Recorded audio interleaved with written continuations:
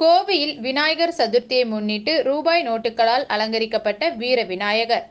நாடு முழுவதும் இன்று விநாயகர் சதுர்த்தி வெகு விமர்சையாக கொண்டாடப்பட்டு வருகிறது. பல்வேறு இடங்களில் ஊர் பொதுமக்கள் சார்பில் ஆங்காங்கே விநாயகர் சிலைகள் வைத்து விநாயகர் வழிபாடு நடத்தப்பட்டு வருகிறது.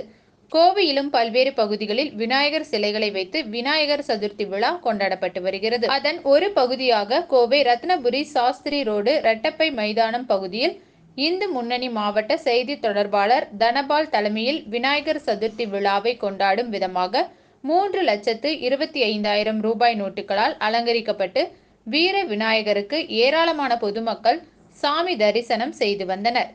விநாயகர் சதுர்த்தி விழாவினை தொடர்ந்து 5 நாட்கள் விநாயகருக்கு சிறப்பு பூஜை மற்றும் சிறப்பு அலங்காரம் நடைபெற உள்ளது. இந்நிகழ்ச்சியில் பாஜக ஓபிசி அணி மாவட்ட தலைவர் சி. சுதாகர் மற்றும் இந்து முன்னணி நிர்வாகிகள் பலர் கலந்து கொண்டனர்.